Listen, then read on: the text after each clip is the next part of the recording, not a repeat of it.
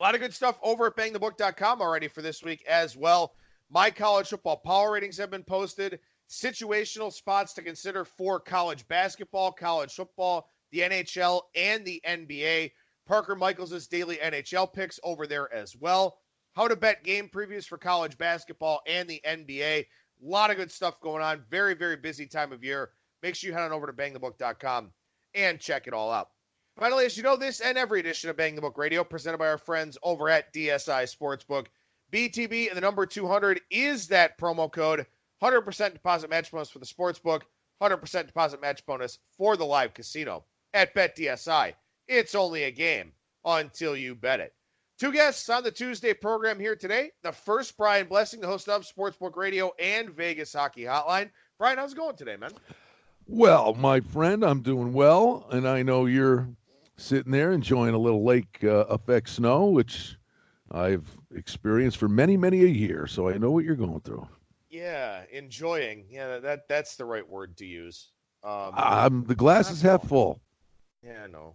Yeah, the glass is half full with bourbon or brandy or something that actually keeps you warm here at this time of the year. But hey, the weather now becomes a thing. I mean, absolutely, in a lot of these football games. Yeah, it definitely does. That's an excellent point. And, of course, we're going to talk about a game where weather could be a factor on Thursday night between the Steelers and the Browns, where it's probably going to be bitter cold in Cleveland, which, you know, I guess it's – I want to say it's that time of year, but it's also mid-November, so this is bullshit. It's not that time of the year yet. But in any event, as we take a look back here at what happened in Week 10, Brian, what were some of your takeaways from this past weekend in the NFL? Well, it's just another goofball week. I mean, the Monday night game was a spectacular football game. That was absolutely awesome. And the crazy thing is Russell Wilson throwing that pick after all the incredible plays he made to win the game, and then he throws that pick. You're like, wow, how did that happen? And then the kid butchers the game-winning field goal. And, you know, those announcers, are you kidding me? Oh, the moment was too big for him. The kid drilled a 47-yarder to tie it. I mean, he missed it. He missed it badly. But that was a great football game. But we talked about this last week on the podcast. Seattle was looking at that. You know, we do this all the time in the NHL, the NBA. Scheduling situations mean so much. But you're sitting there, Seattle, 2 games behind the Niners, the weight of expectations of being an unbeaten team. But Seattle's sitting there going, yeah, it's all well and good, but Seattle's 2 games behind them.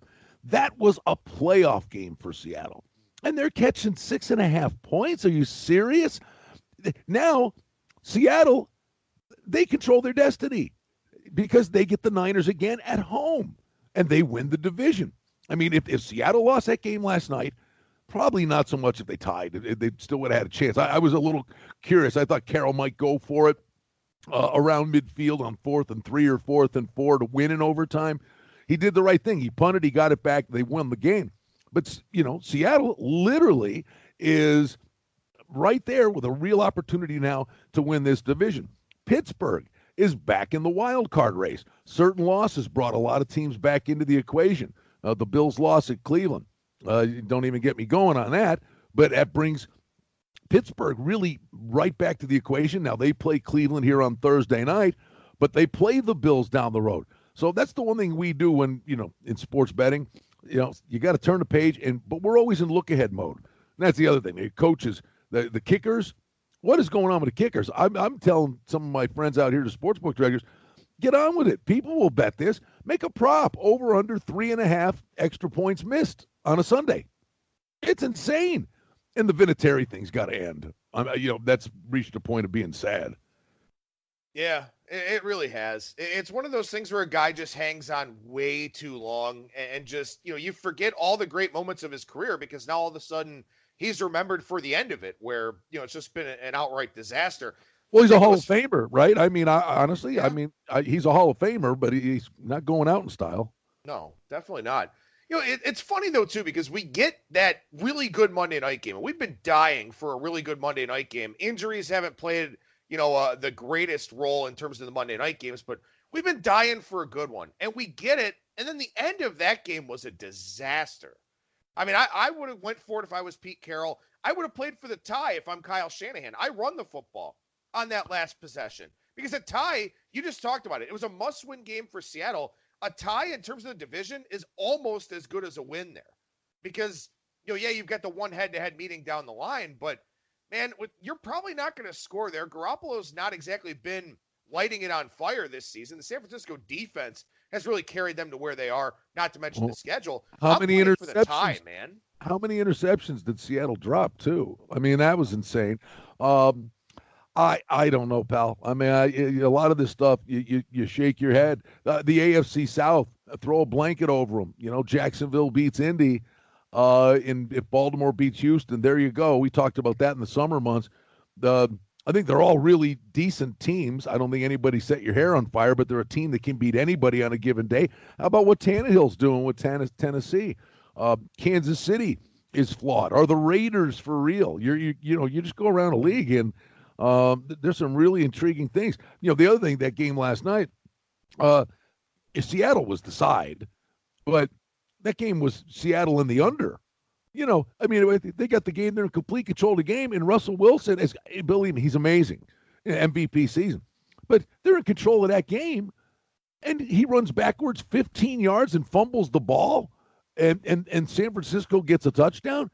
I mean, Seattle had that game in the cookie jar. And they let the Niners back in. And unfortunately for them, they couldn't kick the door down. I mean, Seattle did try to gift wrap it for them a bunch of times. Well, and one other thing I will say here, and then we'll start looking ahead at some Week 11 games. I was on Atlanta. I talked up Atlanta in the Super Contest. It sucks you only get 1 point for a winner there because, I mean, they win the game outright as a 2-touchdown dog. But we talked about it. On the bye week, everything went ideally for New Orleans. They get a bye week. They get a chance to rest. Minnesota loses. Green Bay loses. Things looked really good for them. Then all of a sudden, they lose to Atlanta. Green Bay wins. Minnesota wins on Sunday night, and Kirk Cousins played pretty well out there on the road against an okay Dallas defense. So now all of a sudden, the gains for New Orleans on the bye week are completely gone because of that surprising loss to Atlanta, and then Green Bay and Minnesota taking care of their affairs. The Rams lose again. They won't be a factor here the rest of the way. It's very interesting to look at the NFC playoff picture up and down. I know we talk a lot about the AFC, but the NFC one now is very crazy and very up for grabs with San Francisco playing at New Orleans, also playing at Seattle. A lot of interesting things going forward here. And again, the problem is, much like in college football for the most part this year, everybody seems capable of beating everybody. So there's a lot of uncertainty week in and week out. Well, I was talking to a buddy of mine. He's a diehard Cowboys fan. And I said, well, you're watching that Monday night game. You better be rooting for the Niners like your lungs depend on it, because that basically renders the NFC East to the division winner only, I believe. So if you said San Fran or Seattle, and then Green Bay or Minnesota, one of them is the wild card, and the other one is, I am absolutely befuddled, and they have played this way every game since the Super Bowl. I mean, Rams totals were in the low 50s last year as the norm. And the play calling by the Rams has been an atrocity. They refuse. Now, it's a combination of they can't or they refuse to run the football. All right, if Gurley's not the guy, fine. Then give it to the Henderson kid. Maybe there's just no holes there. But and then you get to the point where, it's 4th and 2 and, first down to have your shot to win the game. And you decide that a punter throwing the pass is the best option. What the hell is going on with the Rams? I don't know. I wonder if that's one of those scenarios where everyone's trying to go the Sean McVay route. So maybe Sean McVay is trying to be too cute. He's trying to do too much to separate himself from what everybody else is doing, and it's getting him in trouble. Maybe that's kind of part of it. And also, too, this is something that's been talked about a lot around the NFL. With so many teams going the Sean McVay route or going, the Andy Reid, Doug Peterson type route, these defenses don't have to prepare for a whole lot other than, those two schemes. So Sean McVay is almost at a disadvantage week in and week out because all of these opposing defenses are game planning for elements of his scheme no matter who they play. Yeah, well, and you saw that on the Monday night game. I mean, Seattle literally said, I got news for you. Coleman, Breida, and Mostert aren't going to beat us. We're making Garoppolo beat us. He had his good moments, but he had some pretty horrific moments too. So Pete Carroll kind of went Belichick last night, right? He said, we're taking the running game away from you. That's their bread and butter, and got it to the point where they hung around and won the game. All right, so we go to Thursday Night Football here. Pittsburgh and Cleveland. Browns a 2.5-point favorite. This line sets up very similarly to what we saw in Sunday's game against Buffalo, which I think is pretty interesting, given that the Browns did get that win, although they wound up pushing the number. Steelers, sharp versus public split. They come away with the outright win, even though the public money and even some late sharp money came in on the Rams there in that one. What do you do here on a short week with this division game, Brian? Well, Thursday night road trip, pain in the butt, blah blah blah. Does Pittsburgh even fly there? Yeah, I guess they do with the snow. But I mean, the travel's nothing. The wrong team's favored here. Cleveland had a good opening drive and a good drive in the fourth quarter. Other than that, their short yardage is a disaster. They had first and goal on 8 straight plays. First and goal from the 1. They get 3 kicks at it, don't get it in, get an interference call on 4th down, get another set of first and goal at the 1, and don't get it in. And the Bills are a batch of idiots. At the end of that game, Allen's driving them down the field. They had the defense on the run. They throw a swing pass. I don't know how Singletary didn't get out of bounds, but there's 50 seconds left, and the Bills huddle up. And what are you doing? You had them on the run, keep going, and literally you let the Browns catch their breath. And so basically they were saying they were content to go and get the game-tying field goal. But wait a minute, Hauschka had already missed a chip shot, and then they give him a 52-yarder to, tie the game. The Bills beat themselves in this game. Pittsburgh is playing so hard right now. Cleveland is, I don't know, man. I'm watching these guys. I don't know. There's too many. I watch it, buddy. It's too many me guys. And they are going to have good games, and they're going to have horrific games. But Tomlin's got Pittsburgh flying around.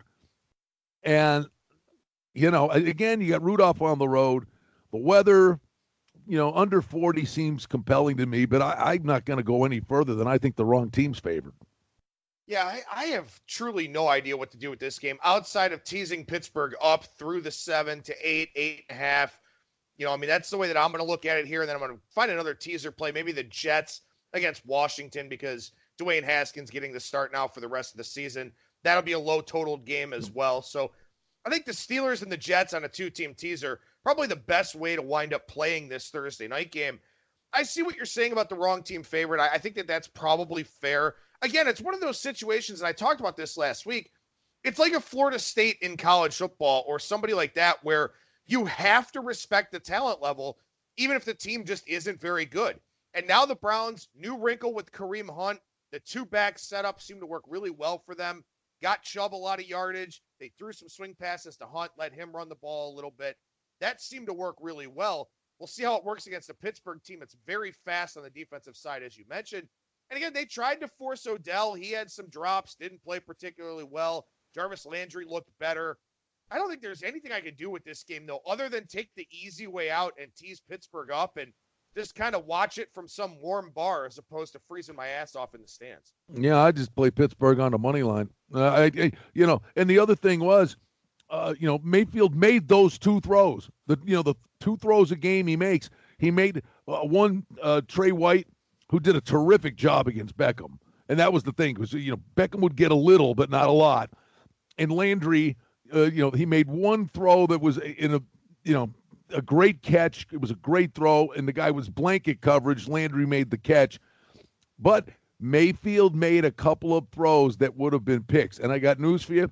The way the Steelers are going right now, he makes those 2 throws in this game. Those are defensive touchdowns. Yeah, that's the one thing. I mean, there were some good things from Baker finally, and he didn't have a whole lot of time to throw. The offensive line did not play well for Cleveland at all whatsoever.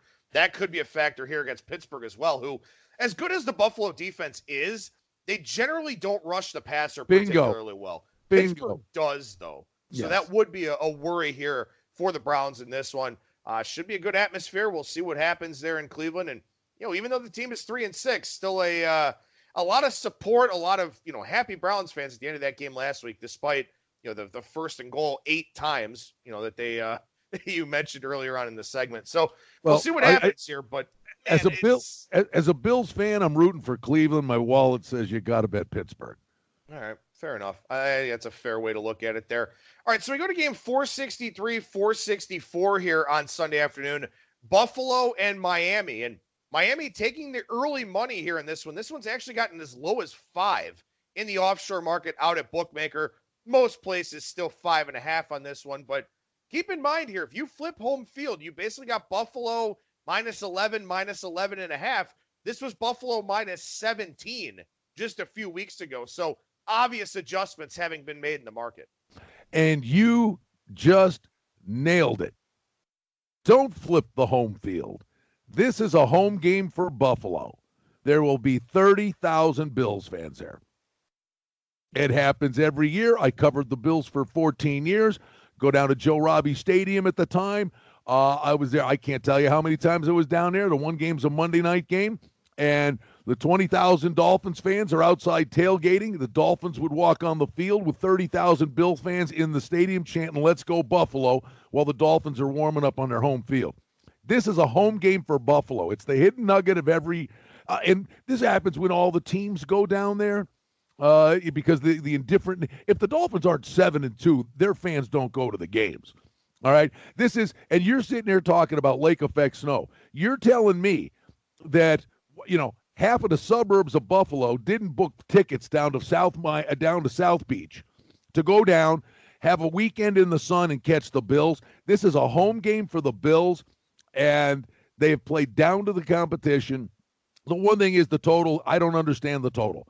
The total's 40. They played the first game. The score was 31-21. All right. Now, there was the return of the onside kick in that game, but Fitzpatrick will have some moments in this game.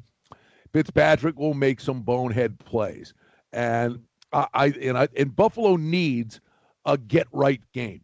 And they've got Miami, then they've got Denver. I mean, the Cleveland game was a monstrosity because there was a real chance for them to get to 9-2 and put it to bed. The back end of their schedule is pretty tough. Give Miami marks. They're playing hard. I get it. But listen, the hidden nugget is that this is a home game for the Bills. What worries me about this one, and what really worries me in any game where Buffalo's a decent favorite, is are they able to get margin? Josh Allen here on the year, and this was a great stat that came from Matthew Fairburn over at The Athletic. Josh Allen, 0 for 16 on passes of 30-plus yards in the air and a 36.4 passer rating on passes that are 20-plus yards. So it is hard for them to move down the football field. They do not get a lot of chunk plays. So trying to ask them to cover, essentially a touchdown here on the road, that's what concerns me a little bit. And again, I agree with you about the home field advantage angle. Buffalo will be very well represented, much like they were in Cleveland this past weekend. But that's what concerns me, is that they're not really built on explosive plays. They ask a lot of that defense. Fitzpatrick and the Dolphins improving here. But again, anytime you get a team that's looked as bad as the Dolphins have for, 8 of the 10 weeks of the season, anytime you get that team starting to get some public support, maybe it's time to go against them. I'm not as bullish as you on Buffalo this week, but I understand where you're coming from. Well, I sometimes and maybe they're not that good. Maybe they're not. But I think sometimes we overthink this. I don't think there's a doubt who the better football team is. I don't think it's at all in question. And again, I think it's one of these games, and you're right. There has to come a day. This defense, week in, week out, has to carry the mail. There's got to be a game where the Bills' offense just puts it together. The play calling is by DeBoll and Buffalo is starting to become really annoying. Use the Singletary kid. Get him the ball in space. Give him 15 carries a game, but little swing passes to this kid. And they do move the chains with Beasley. They don't have the big wide receiver, the Duke Williams guy, kind of been out of the lineup to give him the red zone, the bigger mismatch. I honestly, by a mile, I do believe the Bills are the better team, and they will have fan support there. And at some point, the memo's got to get down to Miami. Good on these guys for playing hard and everything. Hey, fellas, we've been trying to lose these games. No, I like the Bills. I very much like the Bills in this spot. Well, two teams that are not trying to lose at all. And I don't. And by the way, buddy, I don't. Last week you asked me about the Cleveland game. What did I tell you? I said I ain't going anywhere near it. Said the number's right where it should be. The game scared the heck out of me. I mean, it's not a blind. Believe me, my heart's with Buffalo. My wallet is not always with Buffalo, but it's with them this week. No, that's perfectly fair. And, you mentioned teams trying to lose, and there are several of those here in the NFL, but these two teams are not. 465, 466, Houston and Baltimore. Baltimore, 4.5 point favorite out there, kind of split across the market. Total of 49 for this one. Baltimore off of a controlled scrimmage win against Cincinnati. Houston off of a bye. So both of these teams in pretty good shape coming into this one. What do you think? I mean, I think at first glance, people are going to say that 4 looks kind of cheap, but I mean, you got to give Houston credit. They played very well this year. No doubt. And Baltimore, I mean, if they're going to have a letdown spot after beating New England, it just tells you how, horrific the Bengals are. You know what? All the hype, right? Jackson and Watson and up and down the field. I like the game under the total. And I think in a weird way, the benefit is that both Houston and Baltimore's defense practice against guys of the similar ilk that can tuck it and run. Now, I'm sure Watson or Jackson are not tucking it and running so much in practice, but I think both of these defenses, try to put a spy on the mobile quarterbacks, and it looks like it on paper. You say, "Oh, it's a track meet." I got a funny feeling this is really played like a playoff game, and I don't think Houston wants to get into a track meet with them. Now, and Baltimore's defense is a lot better at home than it is on the road. Yeah, I don't know if I'm going to have any part of this game. I mean, I think like I said, I think the initial impression for a lot of people is going to be, man, this line looks really low at 4, given what Baltimore has done here with the win over New England. Everyone said, oh, it's a flat spot for them against Cincinnati, and it wound up being anything but. I think this line is fair. I think this line is completely accurate. I think if it moved down to 3.5, I wouldn't be surprised. If it moved back up to 4.5 market wide, I wouldn't be surprised there either. I think this is just a very good football game. And I understand the desire for people out there to have action on games that they're going to watch. I totally get it. You know why you want to watch that game? Because it's going to be really good. It's going to be really competitive. Maybe those aren't the best games to bet. So I think it's a game that I'm just going to stay completely far away from and maybe find out something about, how Houston does defensively without Watt in a game where they could very much use him, and how Baltimore's secondary does against a very good passing attack, because they've played some, solid passing attacks, but none that are really as explosive as Houston's. New England has a lot of controlled move the chain stuff. Seattle has a lot of improvising with Russ. This is a different kind of pass attack for Baltimore to run into. We may see these teams play each other down the line, but I think this is also a pretty decent indicator if Baltimore plays against Kansas City again, what adjustments they make defensively, particularly in the secondary. You know what, Ben? Are we overthinking this? Just take the points. Take the points. Because think about it. Houston could have beat New Orleans in the opener when Breeze was healthy. Great game, 30-28. All right. They lost to Indy, a division game, close game on the road, and they lost to Carolina in a backyard alley fight, 16-10. Well, turns out Carolina's not that bad. So their losses are to the Saints, the Panthers, and the Colts, who had Brissett at the time. Don't think about what you saw last week. So their 3 losses were to three pretty good teams. And then last year, they won 9 in a row. Adam, I don't think we give Houston near enough credit. They had a 9-game winning streak last year, and the 3 games they lost, they're dead. They're in every game. Take the 4 points. We're overthinking this. We could be, and I'll be interested to see where that line movement goes here as we go throughout the week as well. Big slate tonight in the NHL, Brian. Anything catching your eye here on the ice? Oh, let's dive through this. Yeah, I had a couple of the Nashville and Vancouver. I think, um, Vancouver is an exciting team, still kind of learning their way. But Nashville is a sneaky goal scoring team now. So I like that game to go over this total of 6. And here we go, pal. I got a call yesterday. I'm like, well, thanks, but where was the call Saturday? The first has been rolled out. Edmonton's moms are on the trip with them. Ooh. And they won their first game on the trip at Anaheim 6-2. And of course, that one goes by the boards. The hard part is finding out, getting it on the front end of this thing. And Edmonton is at San Jose plus $1.20. San Jose's a dog's breakfast. But Edmonton's moms are on the trip, and it's an angle. If you bet it blind all year long, dad's trips, mom's trip, whatever you want to call it, you are going to win a lot more than you're going to lose. And more often than not, the team you're betting on is a plus price. So you don't have to go any further than that, do we? No, I don't think so. I love the moms and dads trip angle. And like you said, man, that's the hard part is trying to find out. I think Columbus already had theirs, and I didn't even know about it. It was like mid to late October or something like that.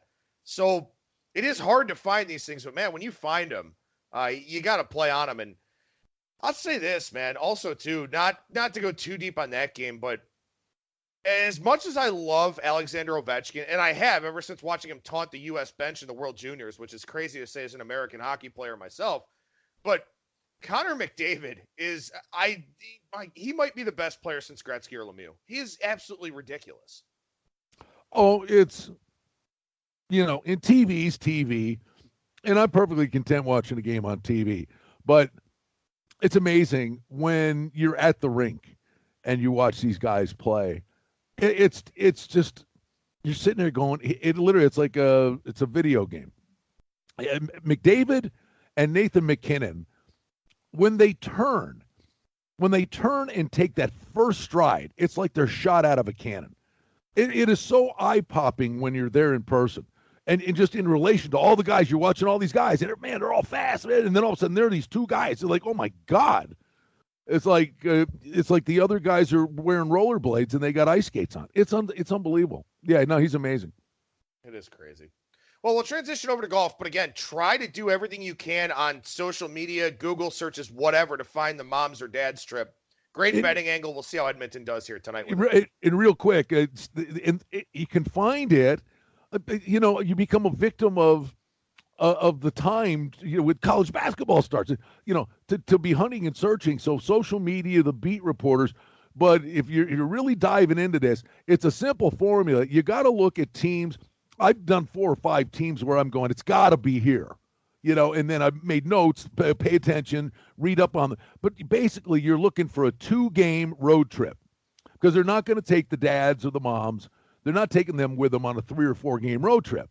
It's usually a 2-day hop with a day off, maybe 2 days off in between, so they get to have a family day in the city they go. And usually they're pretty cool destinations. The hot ones are Florida, the Tampa, Florida swing. Nashville has become one of the hot ones, and Vegas is the other one. So there's your starting point. Look for 2-day junkets that are going to Florida, Nashville, or Vegas. That's generally where they go. Although Edmonton went to Anaheim and San Jose, so that shoots that one in the water. Yeah, I was actually looking because Chicago plays Vegas and Nashville this week, and I thought, oh, damn, that would be a perfect one, for all the reasons that you just mentioned, but I don't see anything about it anywhere. So I'm looking, I'm digging, I'm trying to find them, and we'll do the best we can here to mention them. Make sure you follow Brian Blessing on Twitter, too, at Brian Blessing. I'm sure when you see it, you may mention something about it on social media, too. Oh, absolutely. I'm very quickly, I'm looking here. Is this a 2-game trip for Chicago? I'm checking real quick. Yeah, 2 games. I think 2 days off in each city, too, if they wanted it.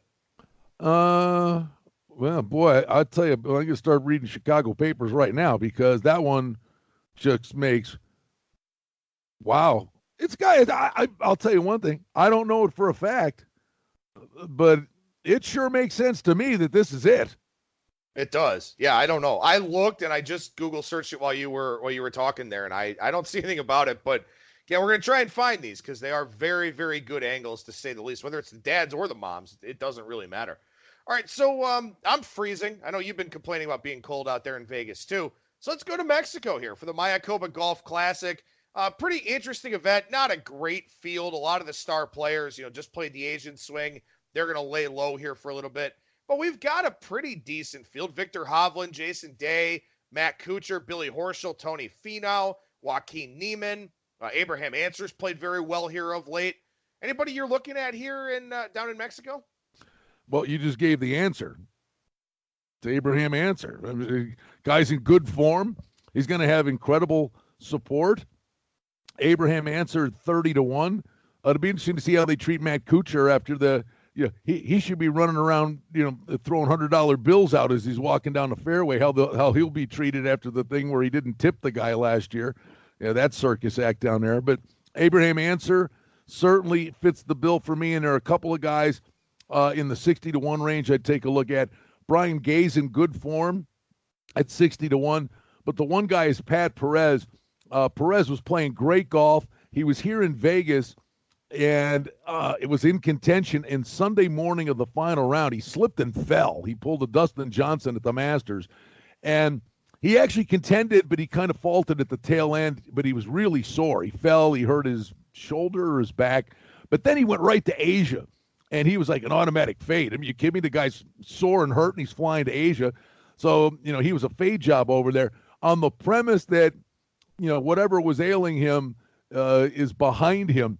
Pat Perez is in really good form, and Pat Perez is also one of these guys, this fall series, and then in the California swing, Pat Perez is dangerous, and then he disappears after, March. So Pat Perez at 60-1 is a guy to take a look at. And there's another one, my friend, and that's the Nedbank Challenge, and that is in South Africa. And by the way, the tournament this past week was amazing, the European Tour event. A 6-man playoff. Terrell Hatton wins the playoff. As they're interviewing him, and you know him, he's a nut bar, right? He's a powder cake. He lipped out. He missed an 8-footer to win a thing on the 4th or 5th playoff hole. And then the Schwab guy misses a 3-footer. Hatton wins the thing. And he's talking. He's just like, yeah, you won $1.6 million. This is a $2 million purse, by the way, for the winner. This is a ridiculously good, high-paying tournament.